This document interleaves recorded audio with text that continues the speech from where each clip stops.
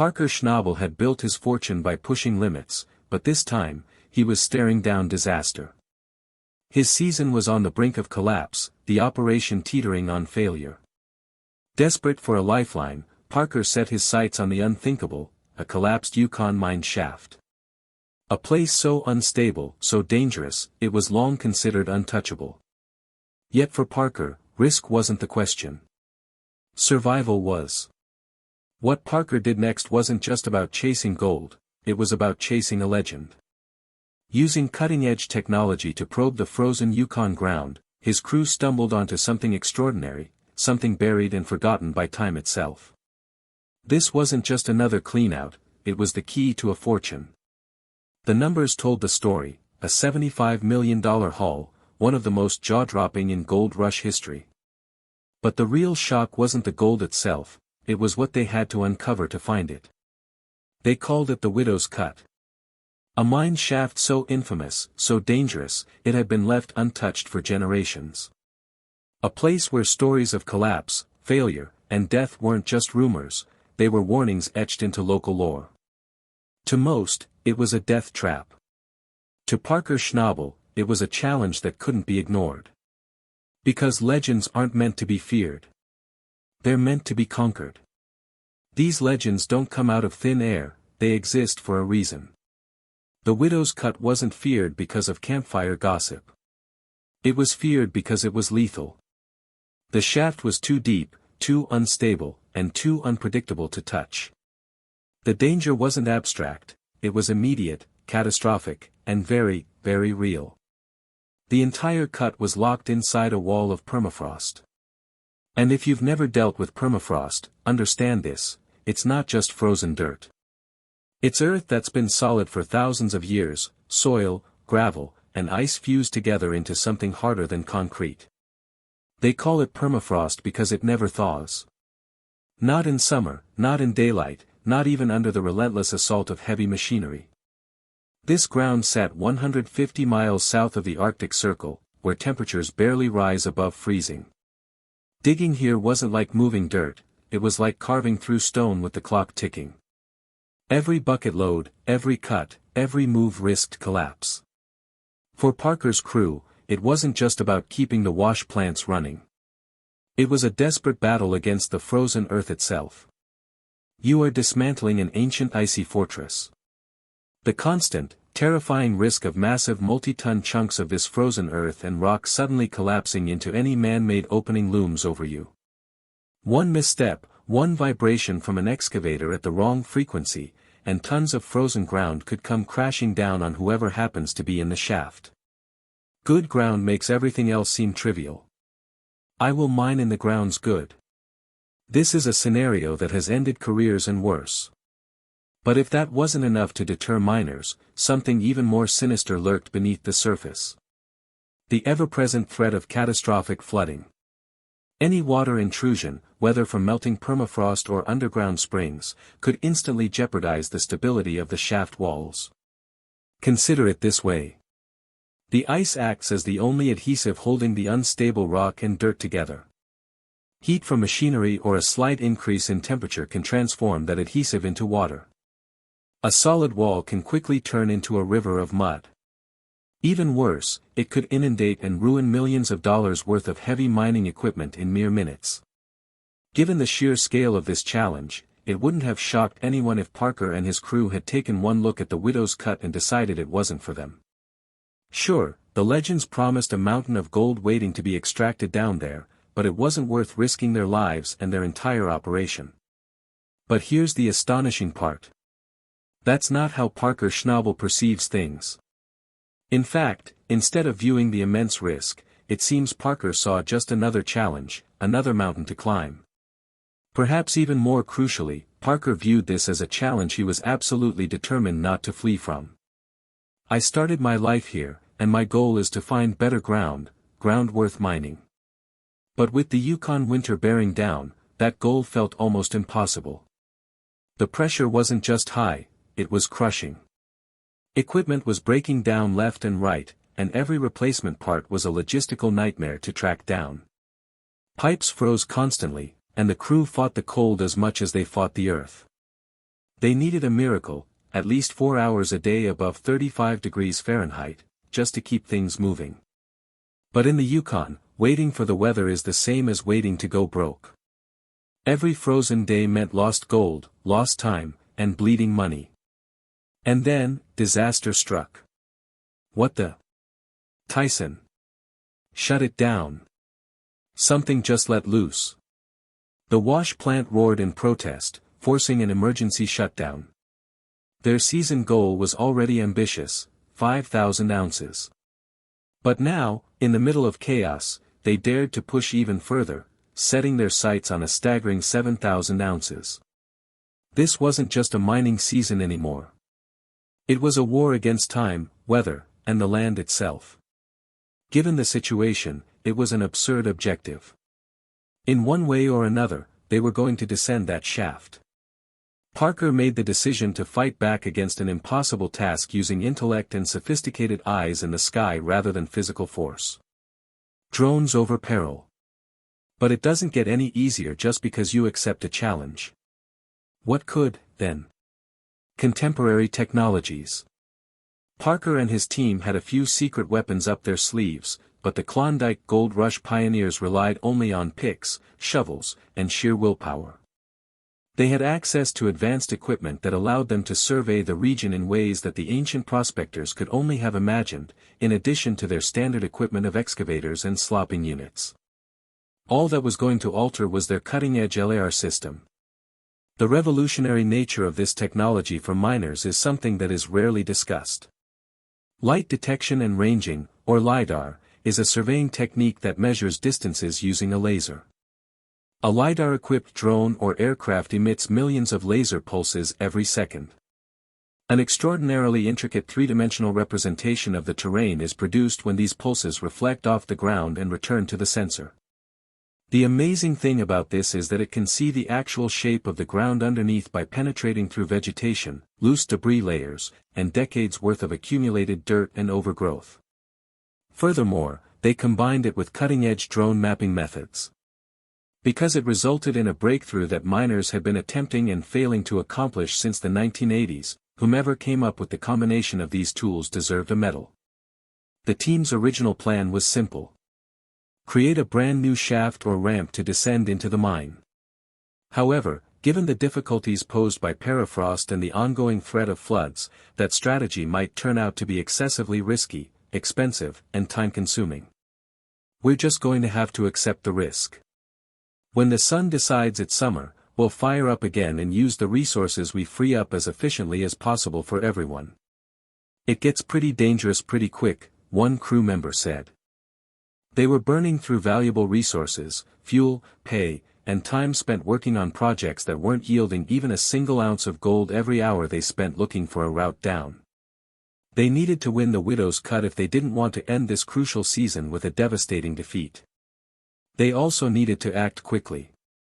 Here, the technology paid off in a way that no one had anticipated. After processing and piecing together the drone and LiDAR data, an amazing discovery was made. Something that has spent decades out of the public eye. The secret that had been lost to time, a secret route into the center of the treasure, was revealed by the lasers as they pierced through the ground and the undergrowth. A collapsed vertical shaft, a remnant of the original mine operation from almost a century ago that had been totally engulfed by the wilderness and concealed beneath decades of dense, tangled trees and foliage, provided the breakthrough. Despite being lost to time, their exact measurements revealed that the collapsed shaft was over 40 meters deep. It is more than 130 feet deep into the ground. They got in that way. Following a thorough analysis, the team determined that stabilizing this collapsed shaft and using it as their entrance point was their best, and possibly only, option. Unreasonable demands from a manager who, likes to have unreasonable expectations are present in our current circumstance, along with terminal work. Although it was a terrible idea, they managed to construct a safe enough passageway to descend into the darkness and into the center of the previously unreachable mine with the help of some sturdy reinforced steel beams and Parker's knowledgeable crew. You can only imagine how the crew's energy changed. Now, after weeks of stress and staring at an impossibly difficult challenge, they had a clear route to the gold they had been seeing.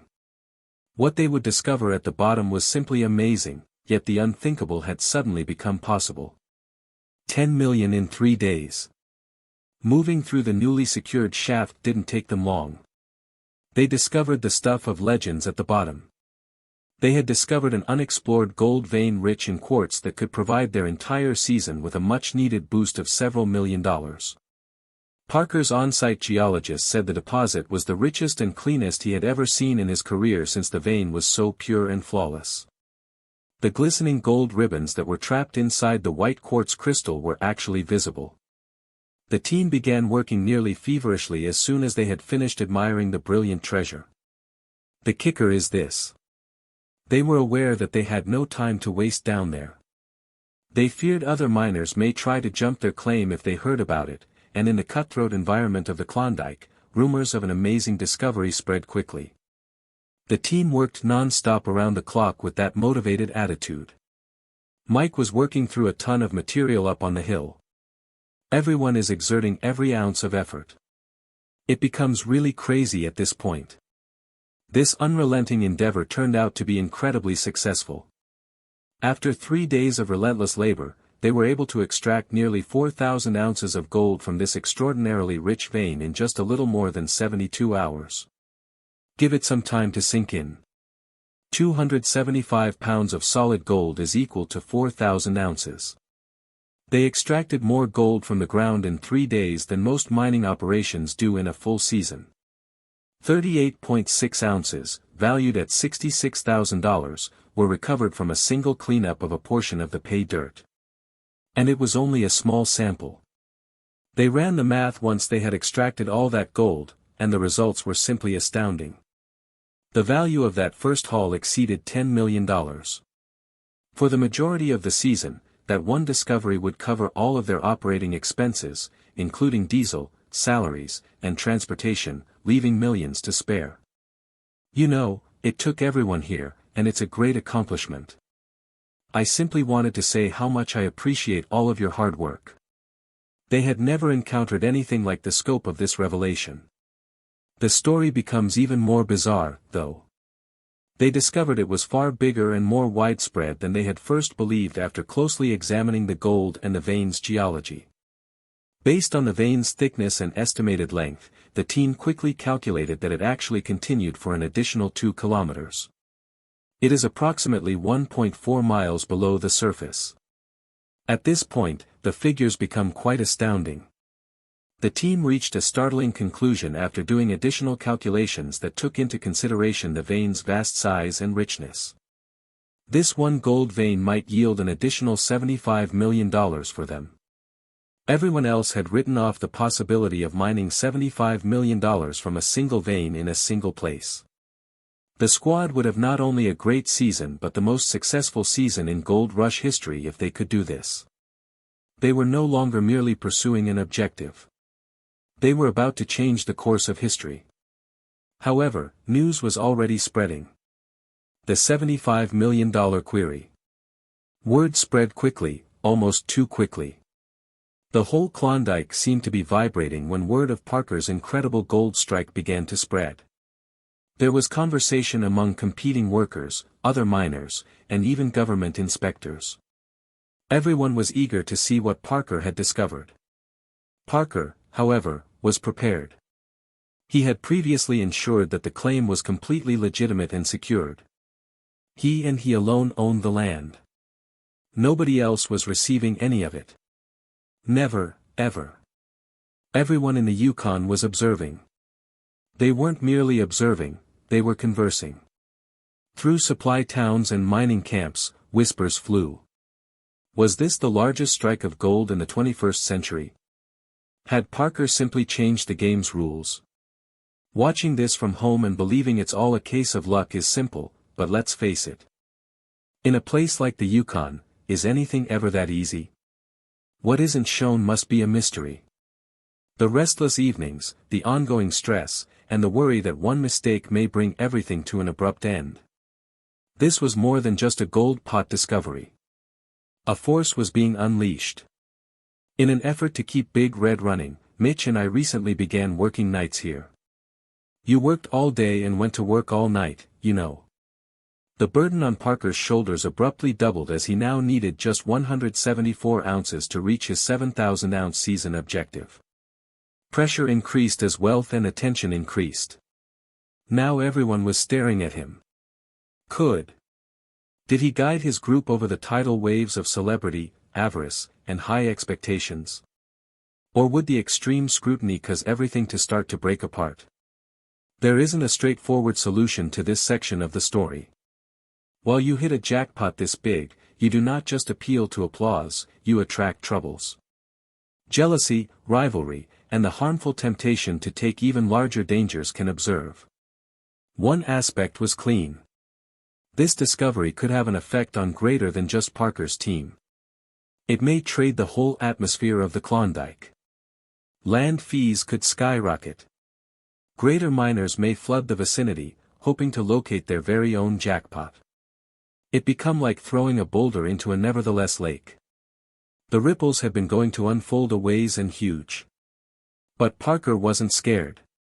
He changed into focused. This became the instant he were running in the direction of for years, and he wasn't going to allow it slip away. He had visible awful seasons, fought via system breakdowns, rough terrain, and bitter cold. But this changed into distinctive. This turned into a hazard to become something extra than just any other successful miner. This became a risk to come to be a legend.